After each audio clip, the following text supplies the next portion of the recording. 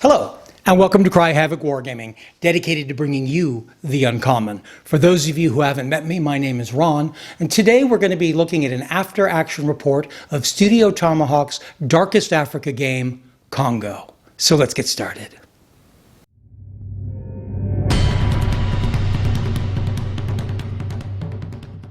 I've been for several years interested in various Darkest Africa skirmish games, and I've tried many of the rules that are out there, but finally have found Congo by Studio Tomahawk to be the most fulfilling for what I'm looking for in a Darkest Africa game. And so what we're going to do is show you an example of gameplay. Now, this is going to be done as a solo game, and it isn't really designed for solo gaming. In fact, it's not really all that satisfactory as a solo game as it stands in its normal basis. But so is the present world that we live in. So let's go ahead and show you this game. Let's go to the gaming table. So for today's game, we're going to be playing the first adventure. This is the Last Queen of Aksoum. After a journey lasting 120 days, Professor Philip McKinley, well-known explorer, discovered the remains of an ancient city in the foothills of Lake Tanganyika. Our fellow scholar also found engraved tablets proving the influence of the Empire of Aksoum in the heart of the African continent, and a crown set with jewels, which doubtlessly belonged to Bani al-Hamawiya, the Last Queen of Aksoum. This incredible discovery has already divided the College of the Geographical Society, and the return of Professor McKinley, which will allow the priceless artifact to be studied, is much awaited. Good luck to our tireless explorer. We hope that this treasure does not fall into the wrong hands. The special rules for this adventure include Savannah, it's set in the Savannah, dense cover. Unlike normal Savannah, there will be a D8 cover saving roll. Everybody is exhausted for the first round of the game, which will limit their movement. There is wild animals. This is Savannah, so it'll be a lion if he shows up. Plunder can be taken. The camp in the middle of the board, just here, can be plundered. There's various goodies that have been left behind by the quickly deserting Raiders of the Lost Mask. And exiting the table. The goal for the Raiders is to get off the table with the mask. Now, they are supposed to assign randomly, well, not really randomly, but the player playing the Raiders is supposed to assign one of the characters who is actually carrying this mask, and it should be unbeknownst to the opponent. Clearly, I'm playing a solo game, so there's no way to do this without me knowing who it's going to be. So I'm going to go ahead and share it with you all now, and I've given it to the head of the Raiders themselves, Professor McKinley, which is the explorer figure just there. So he's carrying the mask and trying to get it off the board edge.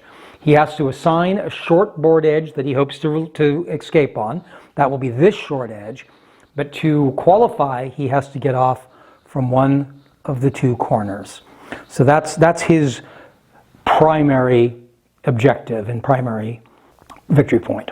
So they have to exit the table. There are special events. That is the opportunity from the special event numbers in the token bin, or the token pouch, that might generate or give the plunderers a chance to guess. Basically, if a number shows up, they get to guess which character or auxiliary is carrying it, and it has to be confirmed or denied.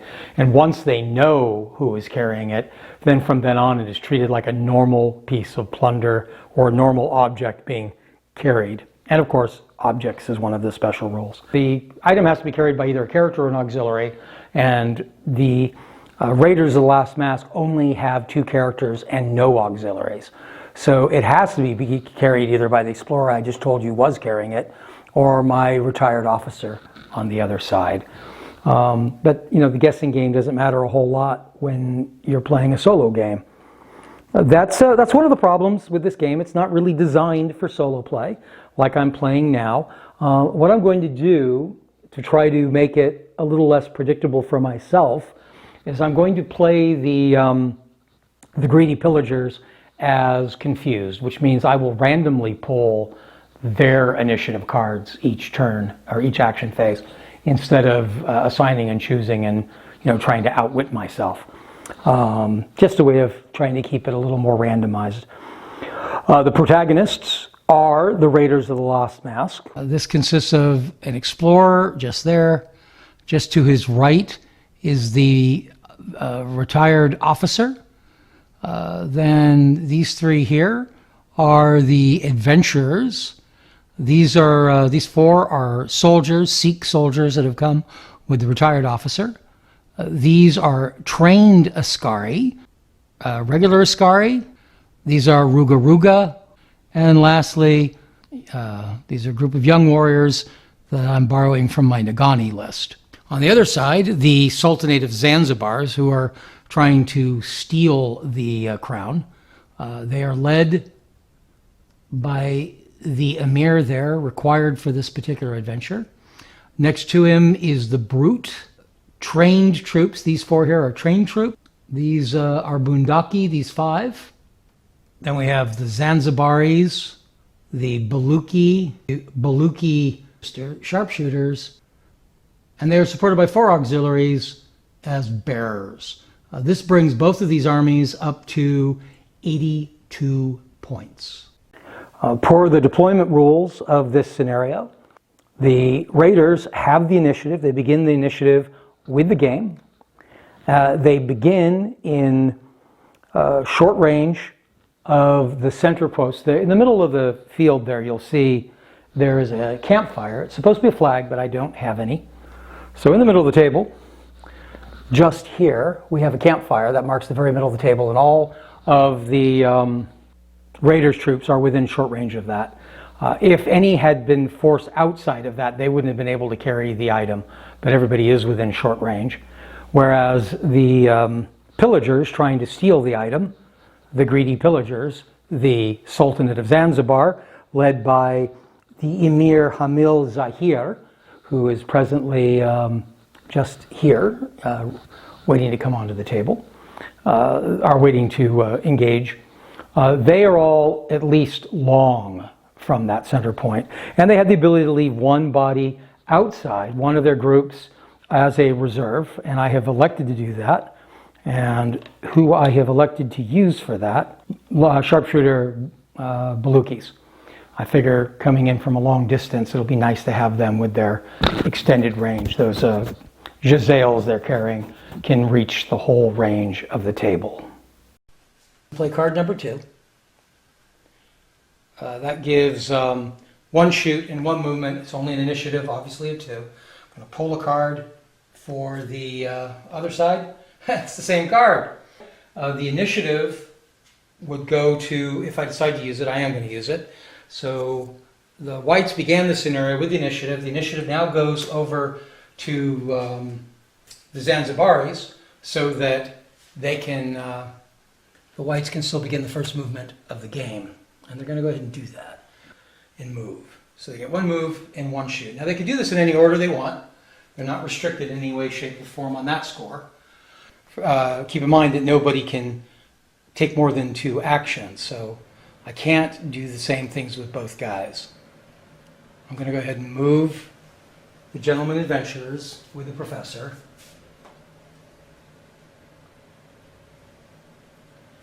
And they're going to do something risky.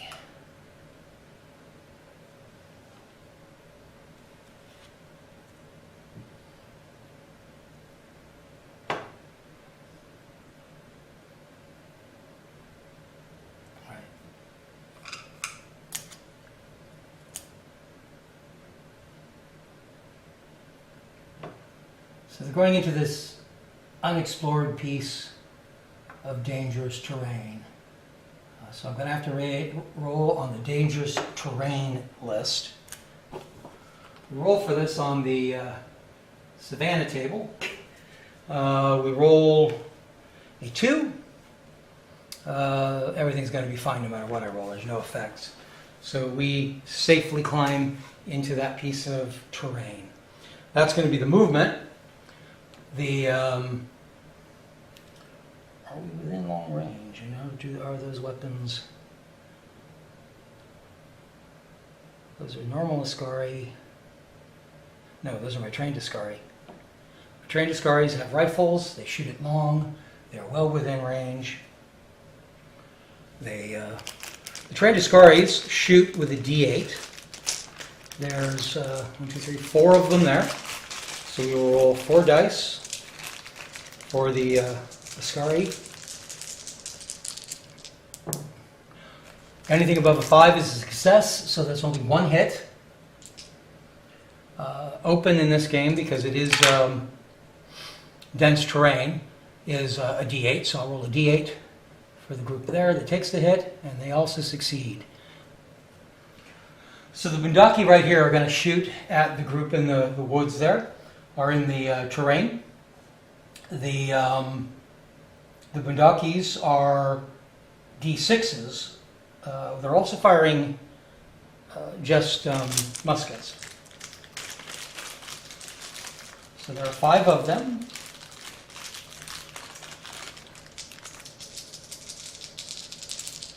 Firing muskets. They only get 1 hit. Our heroes are in the cover of that dangerous terrain. That's a D10, so they save on a D10. They do not save. Ooh, that hurts. So, we have to mark muskets. Muskets take a shoot action to reload. So the Bundaki get a shoot marker on there. I have to roll a D10 to see if something terrible happens to the character, to the professor who's in there. I did not roll a 1 or a 2. I did not. I rolled an 8.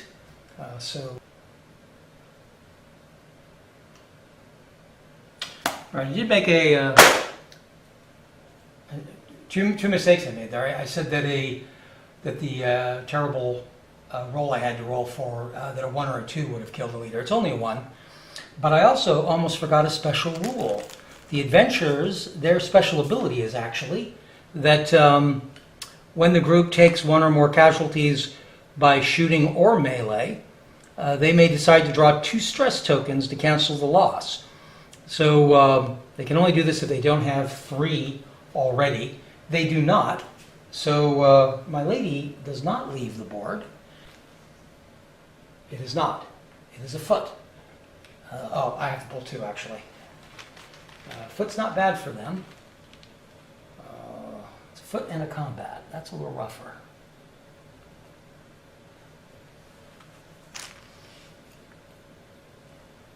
So 2 stress markers on that unit. That's not a bad way to go. Now that was the shoot action. We still have a move action. And the move we're going to take is going to be way over on the other side of the table here. My Belukis are going to try to charge into combat if I'm within range. Well, I certainly am. So, the Belukis charge into the warriors. And we have a melee.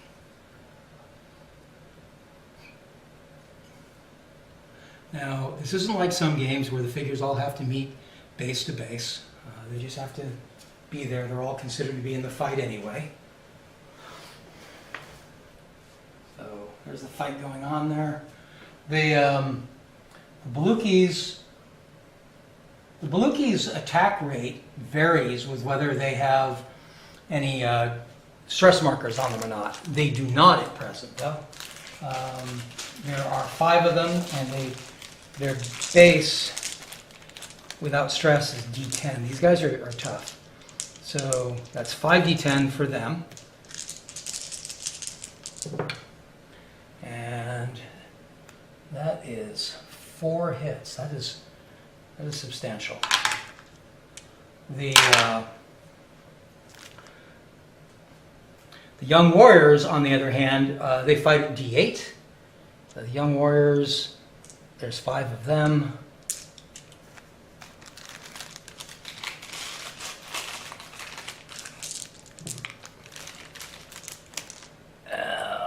Look at that.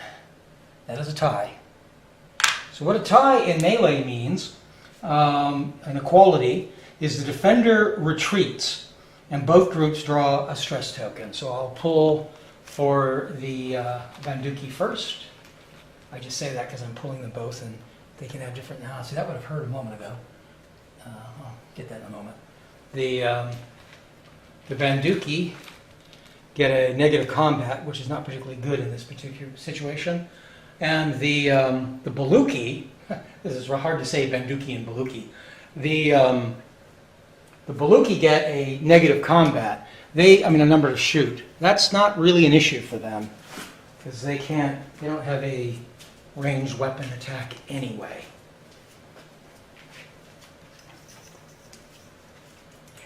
So what a retreat means is these guys have to move away from the fight a short distance. It doesn't matter which way they're facing. I'm going to be facing them towards the enemy because it looks better, but figures in this game all have a complete 360. So they both take stress, but they're not off the table.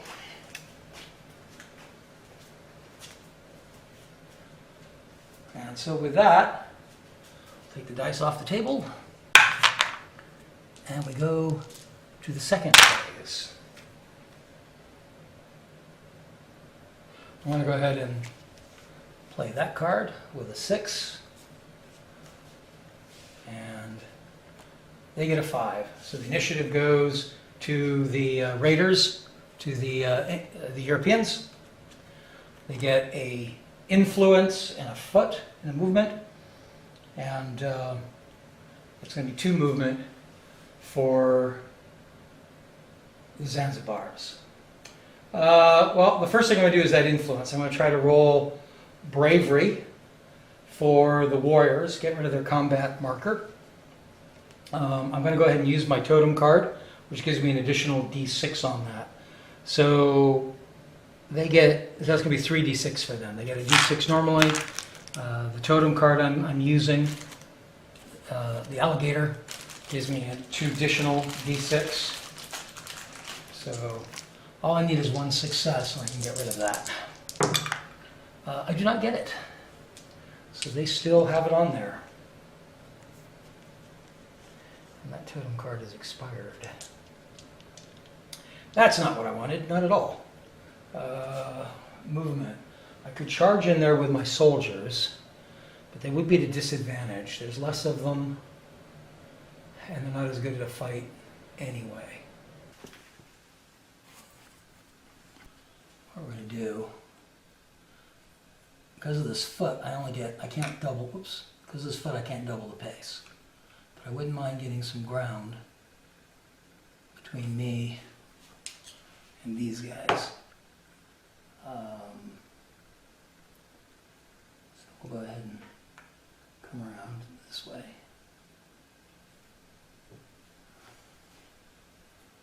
Just seems like the only thing to do here is to storm my crazy Balukis into a fight with the soldiers.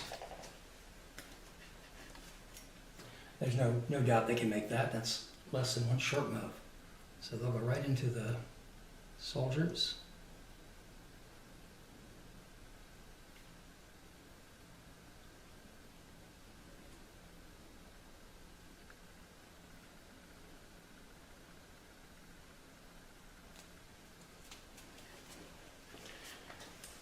They still have 5d10. 1,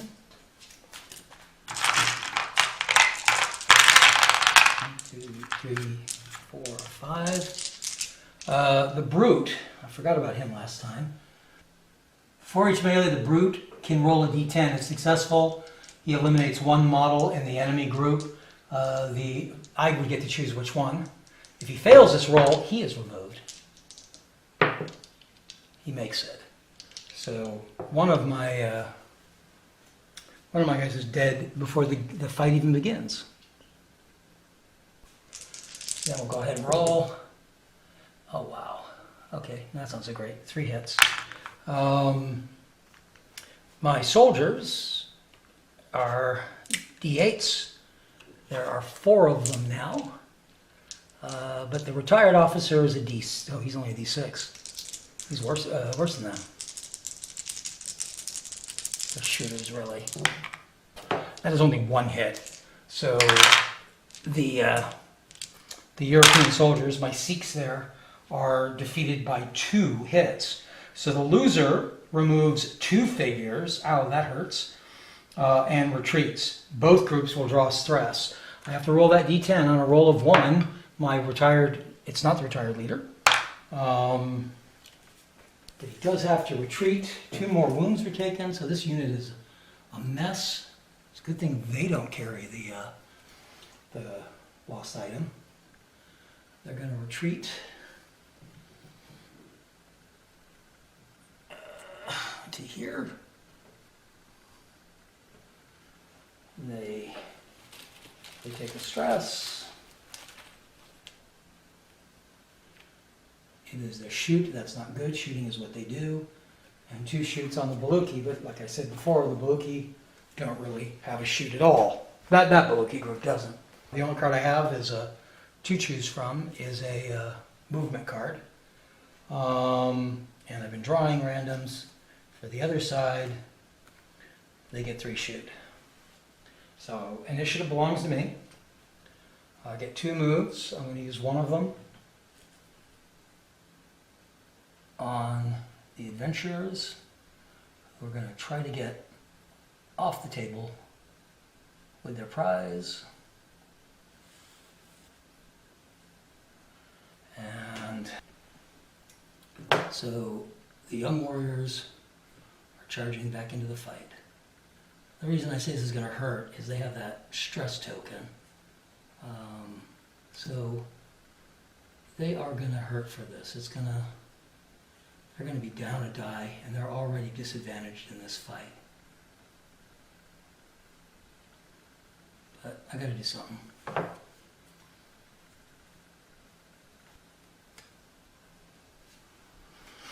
All right, so this time the attackers are the young warriors. I still have 5, don't I? 1, 2, 3, 4, 5. I still do have 5. They're at D8. 1, 2, 3, 4, 5. Oh, I forgot.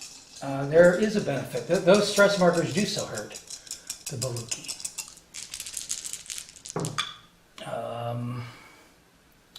That's only 2 hits.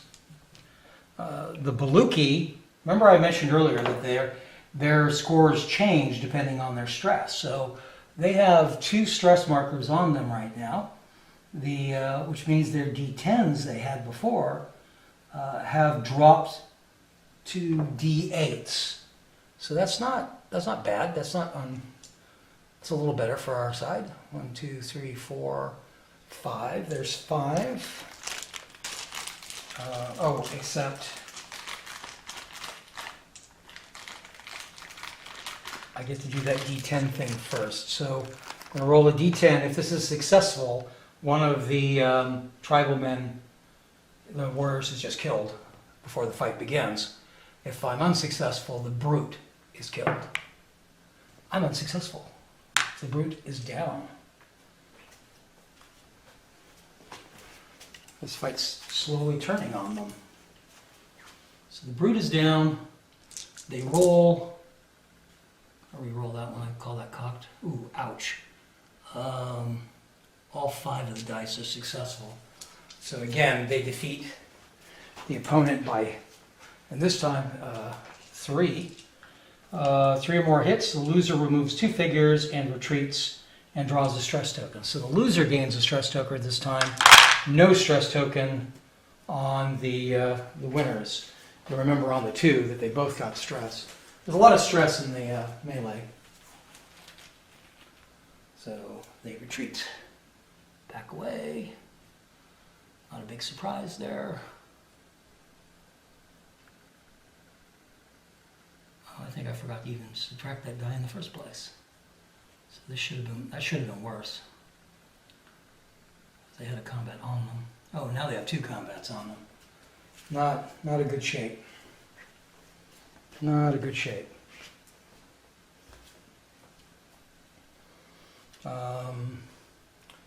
So that was my movements, and they have 3 shoots. Well, the first, the Bandukis are going to reload. The second, so I'm going to have my trained troops shoot. They are D8s armed with rifles, which is long range.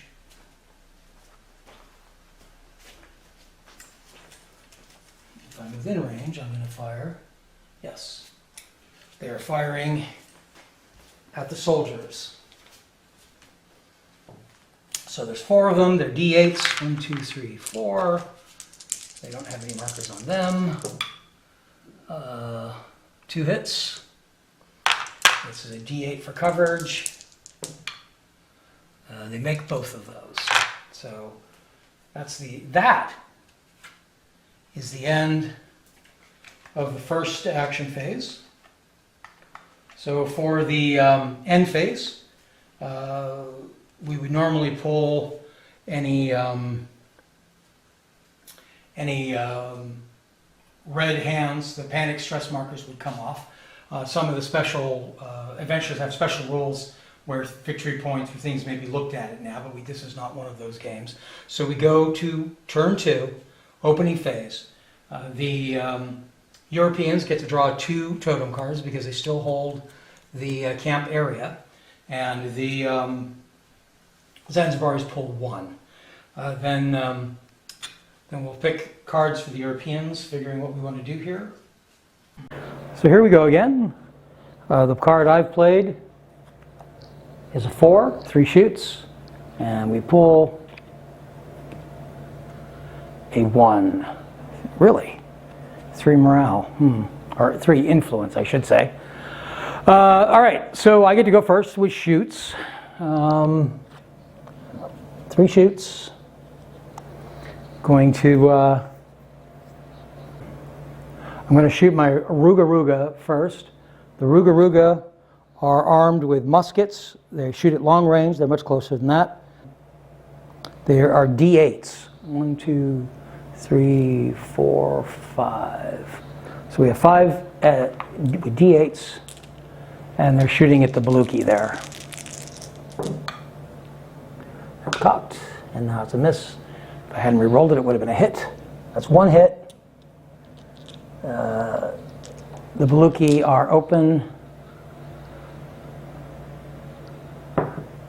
Oh, that's a hit. One of them is down. And a Baluchi is down. Right. Now we're going to shoot, for the second shoot, we're going to shoot the Askari who are right there. The Askari are only, they're also D8. There are 5 of them. That's a little bit better. 4 hits.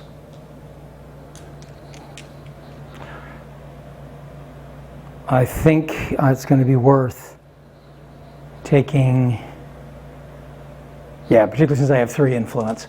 I'm going to go ahead and put another stress on them to go to ground, so they'll get 1 more die. 1, 2, 3. Yep, I did it. I didn't need that though. The stress, I only missed with 1 die, which means it might have been the stress one. It might have been worth it. I might have taken a hit. You don't. So they get a movement stress. That's going to hurt more than the other ones did. 1 more shoot.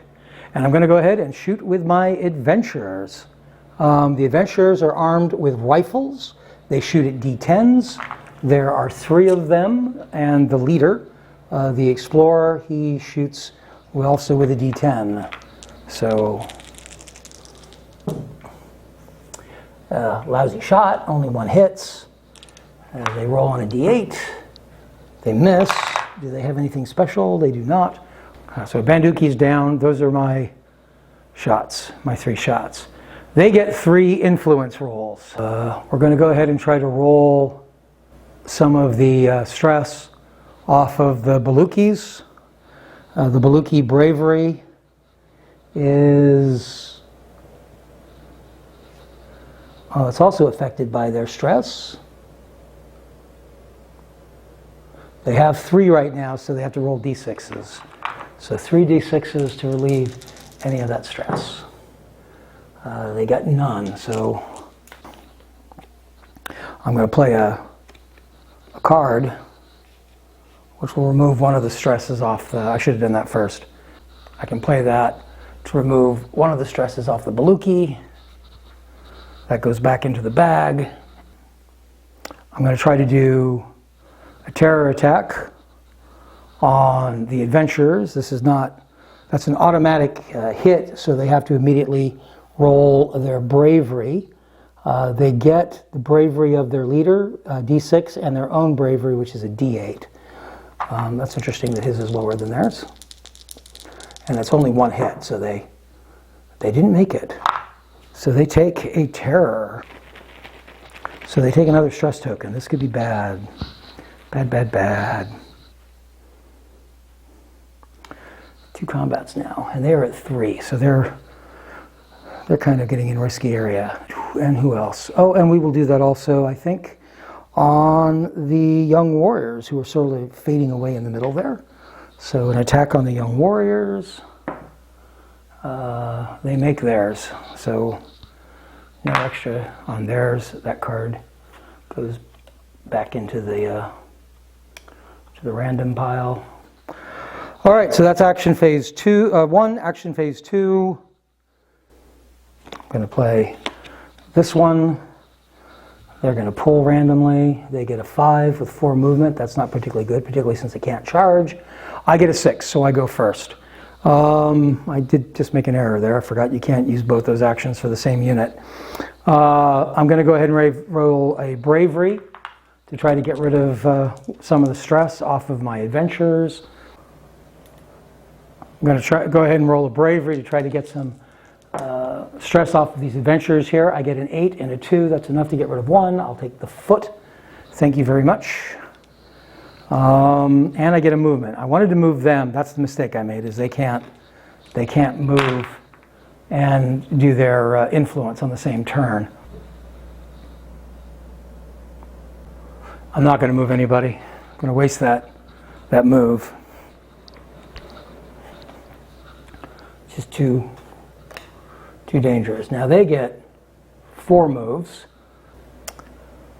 I'm going to go ahead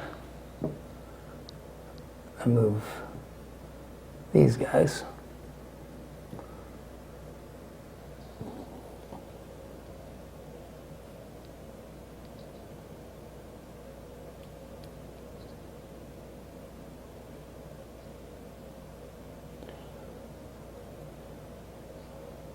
That's 1 move.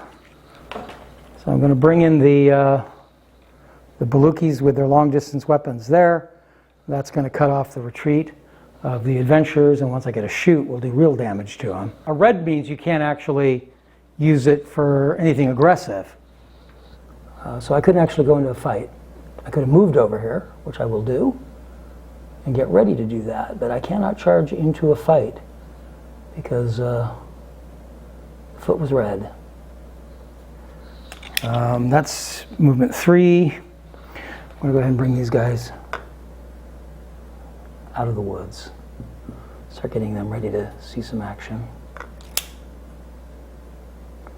Because clearly this is not the side of the team where the action's occurring.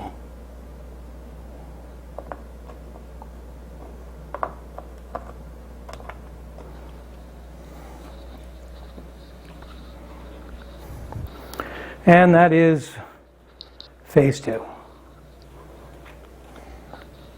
So my last card is a 2. That's 1 movement and 1 shoot. And their last movement is a red influence, and a shoot. That's going to hurt. They go first. So the first action is going to be to use the influence card. It has to be on one of their own. I'm going to go ahead and play it on the only people I really can. I'm going to go ahead and try to heal one of the stress markers off of, or the stress markers. I think I did that wrong last time. Yeah, I should have been rolling all the stress markers. So I have 2 stress markers. I get 2 dice for the 2 stress markers. For the Baluki, they fail on both of those, so they don't lose any stress. Then the shoot, I'm going to go ahead and shoot the Jezzails, I think. Now, Giselles are muskets, so it will empty their guns. But the Baluchi sharpshooters shoot with a D8. And there's 5 of them. 1, 2, 3. No, there's only 4. 4 of them. No hits. Wow, that's bad shooting on the Baluchis' part. So the Baluchis get nothing. The Europeans get a shoot and a move. I'm going to go ahead and reload, I think, the Ruga for the shoot. And for the move, I'm going to go ahead and move the adventurers.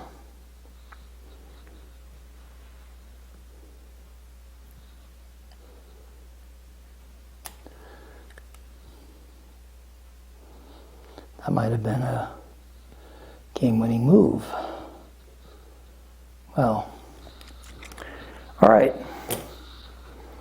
And no red hands to come off. So that's the end of that turn. We go to turn 3. I don't think I mentioned it earlier, but this is only a 5-turn game. I still hold the center area, so I get 2 more random totems. No, I got some good ones there. And they get a random totem. It's a good one too. And then I pick my 3 cards. All right, so I've picked my 3 cards. I'm going to begin, because I really want it,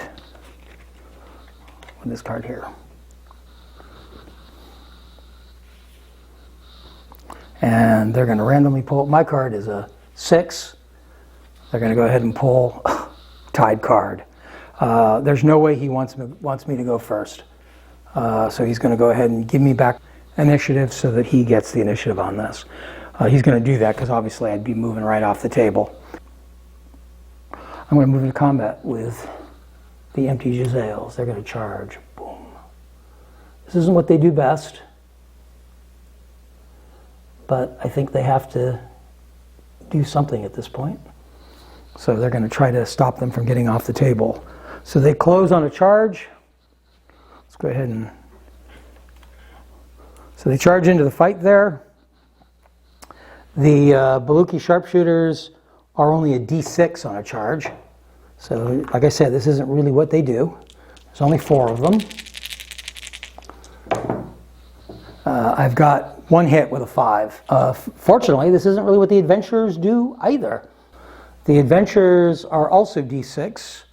We're down 2 dice. So this guy had 1 success. They only had 2 dice. That brings it down to 1 success. It's a defeat by 1. Loser removes 1 figure and rare. They both take a stress token. The Baluchi stress. They get a 2. They get a chance to guess who has the item. I think they would have actually guessed the right one here anyway, but that doesn't alleviate the pulling of a stress. So they would have guessed that it was the Explorer, and they would be right. Ooh, then they get a hand, a red hand. That means from now on they can only rally. It also means that because they discovered right, that this now is a loot token, and they get a shoot. That's going to hurt them too. And they're at 3 tokens, which is not particularly good for anybody. We now have a rally effect or an influence. And they could really use that influence now to get rid of that red hand, but they can't activate twice. Oh, but we could do a terror on them, which would take them to 4. So that's what we'll do. I'm going to roll a terror. That's an automatic hit, so they have to roll to stop it. They get a D8 for their own bravery and a D6 for the leaders. All they need is 1 success. They do not have it. That is a terror. They get another stress. They are at 4. They get a terror. That's kind of fitting. All right, so they are now with 4 stress tokens. They cannot shoot. They cannot engage. and they must flee instead of drawing another. If they have to do another stress token, they'll be forced to flee after the first flight or any stress token is transferred. Now, they can't flee off the table. So, at least in the normal rules, they can't. This is a leave the table, so maybe they could, but I think that's kind of bending the rules, so I'm not going to let them just flee off the table, which means if they went that direction, they would end up losing people and start dropping casualties. So they've got to do something to get rid of that. And they're going to do something. They're going to do something right now. They're going to go ahead and play a totem card, which removes one stress. I'll move a combat because, you know, things look dangerous for them. Maybe I should have moved a shoot. That takes that off immediately. They also have a rally. I played that right. Let's go ahead and roll the rally. They have 3 tokens, so it's going to be 3 d8s for that, and then an extra d6 for their leader. That's 2 successes, the 5 and the 8. They take off 2 more. I'll take off the combat and the shoot. So those are the ones that are most likely to affect them. The bad thing about that is they were going to just leave the table. I should have just left the table. That was probably a mistake. I'm probably going to pay for that next turn. That was the whole reason for the move and why I wanted to go first. Big mistake there. On the other hand, I think it's probably more realistic. I'm just concerned because they can be charged by these guys pretty easily. So who am I going to move then? Let's get...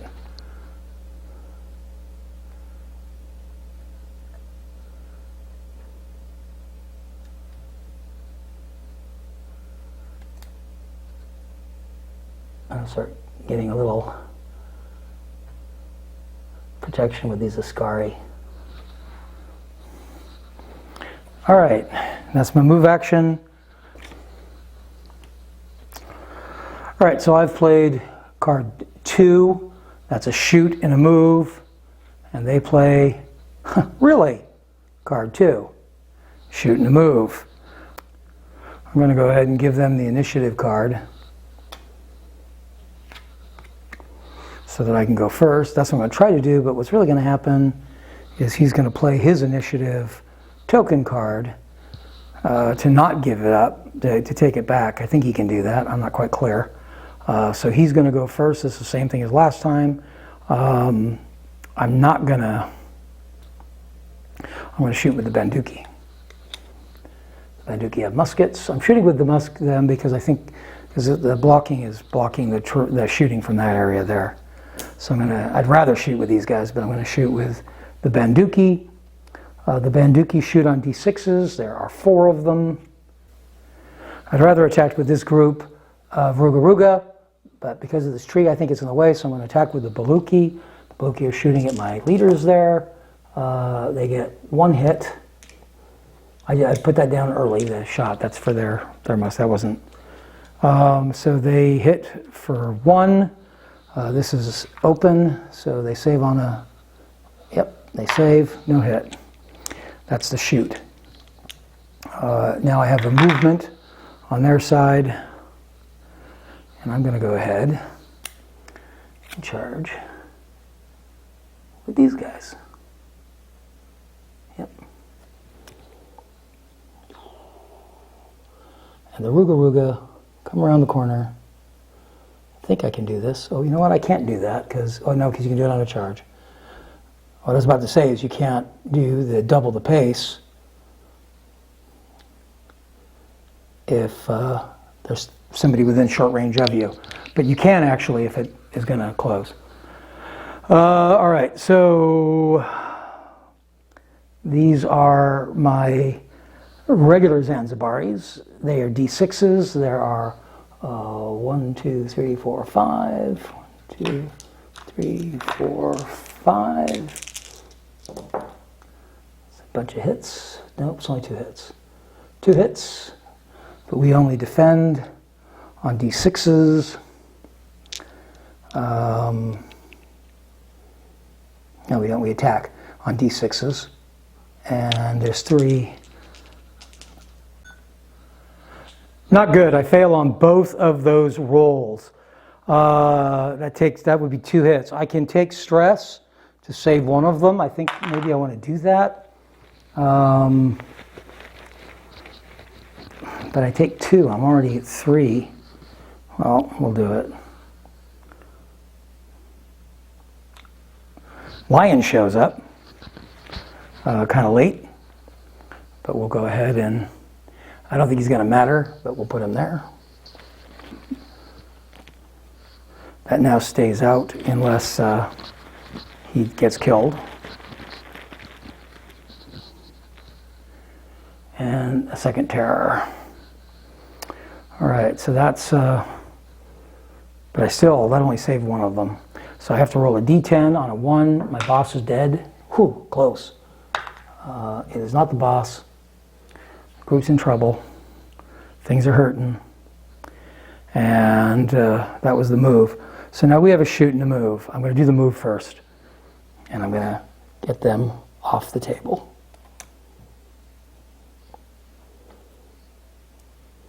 So that's the victory points, the 10 points for having rescued, gotten the person off. That was my move. I have a shoot. I'm going to go ahead and shoot my trained soldiers, I think. Not my trained soldiers, my trained Askari. They're armed with rifles. There are 4 of them. They shoot on D8s. They're shooting at the Baluki.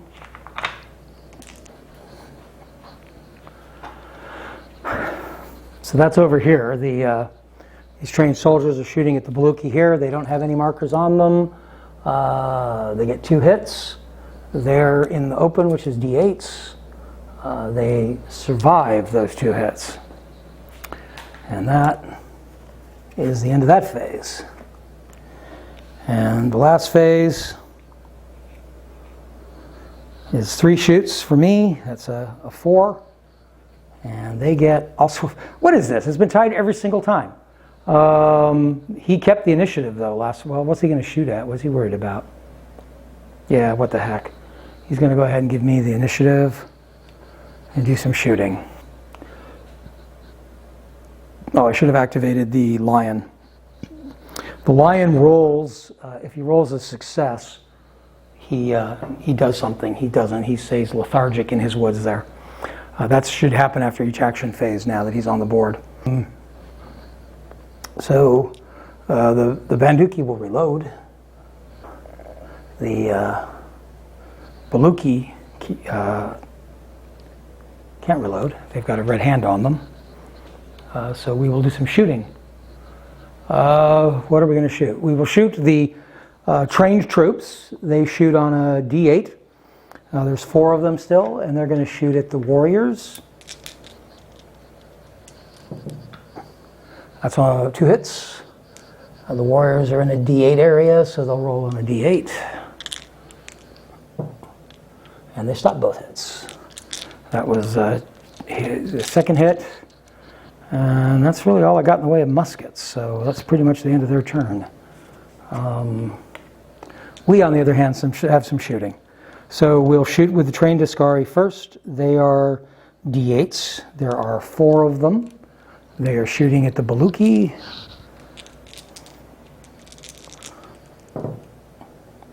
They hit twice. The Baluki are in dense cover. They stop both. So that was 1 shot. The Ruga Ruga are going to shoot at the trained Askari, are the trained troops. The Ruga Ruga are D8s. There are 5 of them. That is a good hit. They hit with 4. The trained troops are in a dense cover. They stop 2. So they take 2 hits. 2 hits to the trained Zanzibari troops.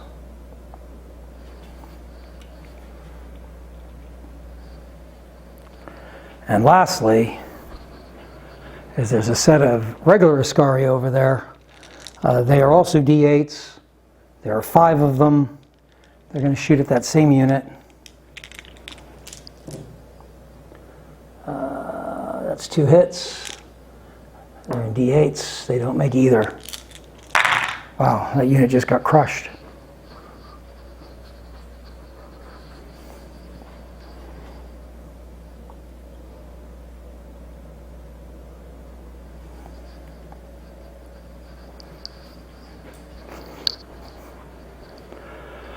Okay, both of those, however, are shooting muskets, so they should be marked.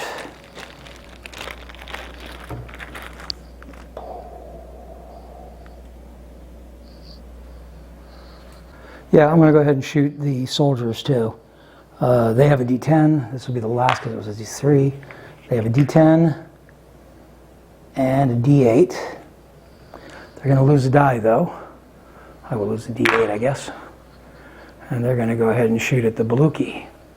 And that's a miss. That was a rifle, so that doesn't need a marker. So we roll to see if the lion wakes up. He does. So that activates the lion. I believe it's a medium movement, but he's only at a short anyway, so I don't even have to look it up. He's going to attack. He attacks the closest, and that's going to be them. Or just moves if there is nobody closest. But in this case, there's somebody right there. So he's going to attack the poor Banduki. Yeah, the lion always moves a medium movement towards the closest group, which is not affected by non-blocking terrain and will engage the closest group in melee if possible. Blocking terrain hinders the movement. He will bypass it if possible. The lion rolls 2d6 plus 1d8 for each stress token on the group. They don't have any, so it's only 2d6 for him. He gets one hit. The Banduki are d6s, but there's 4 of them.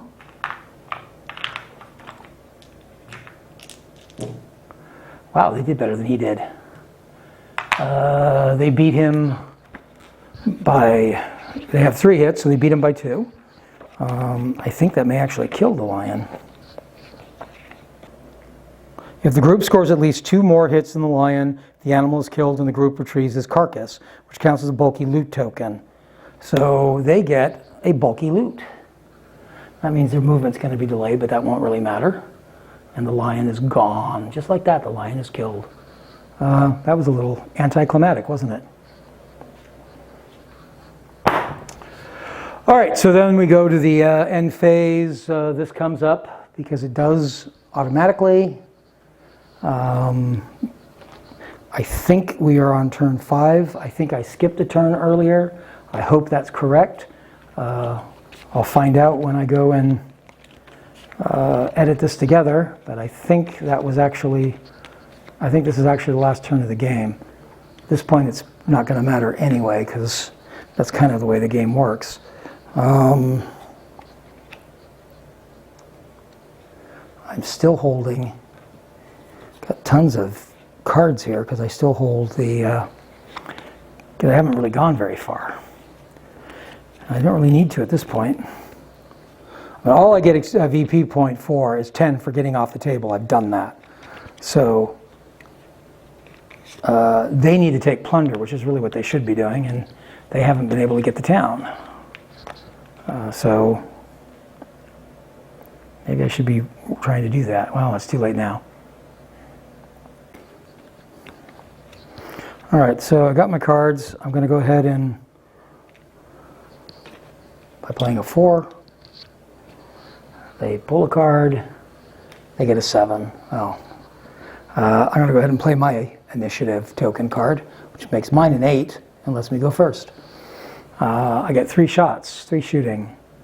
So I'm going to reload the Ruga Ruga and the Ascari, and the trained Ascari are going to shoot. The trained Ascari is shooting into the Baluchi. They get 3 hits. The Baluchi are in dense cover.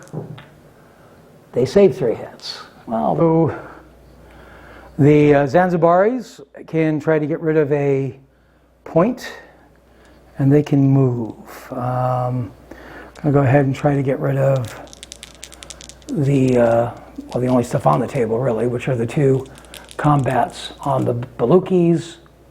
One of those is gone. And then somebody can shoot. We can reload the sharpshooting Baluki.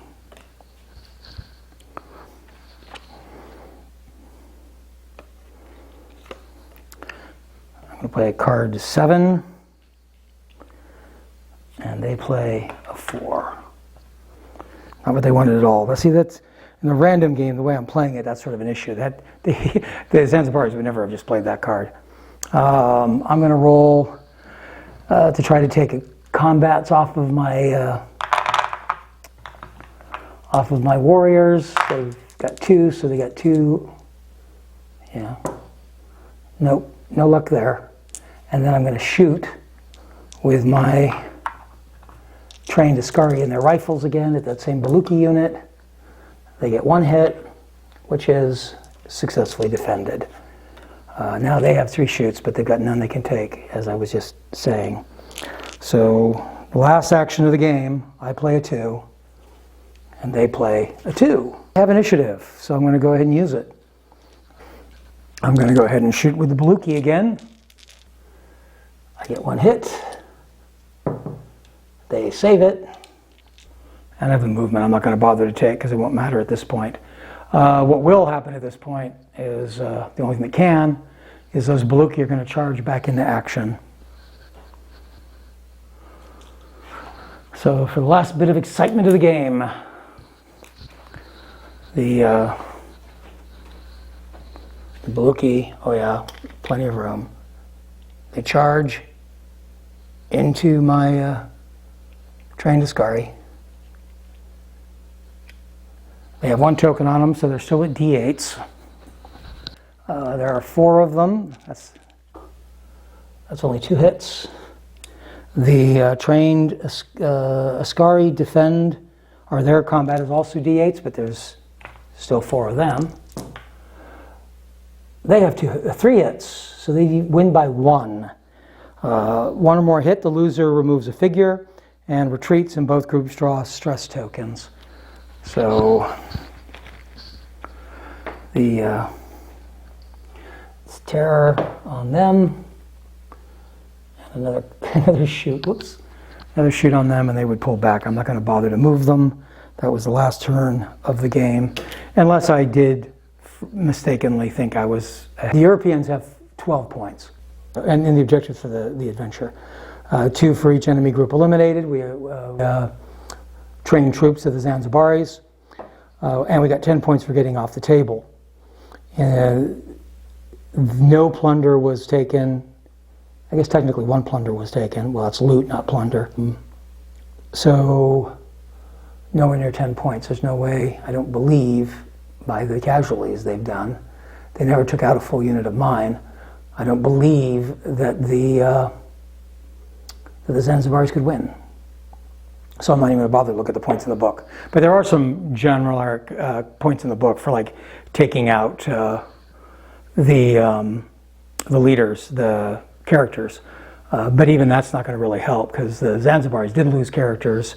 Well, so did the English lost 1 character. So there's the game. And so that was the after-action report for the first scenario of Congo, the first scenario in the original game book. It's a good example, I think, of how the game unfolds. We got to see a little bit of everything that the game has to offer. It's a shame that the lion didn't have a greater effect than he did, perhaps, and we didn't have a lot of activity in dangerous terrain, but that's not unusual, at least not unusual in my play style. I hope that gave you some idea of what the game looks like on the board and what it feels like, and I hope many of you will consider giving Congo a try if you haven't already. If you have already played the game and you have comments you'd like to make, either about errors I may have made or just your opinions of the game, please feel free to add those in the comments down below. Also, if you have comments of further information or content you'd like to see us cover here on Cry Havoc Wargaming, please include that in the comments down below. If you've enjoyed this video and found it useful, please go ahead and hit like, and if you haven't already done so, please take the time to subscribe to our page. Until next time, cheers.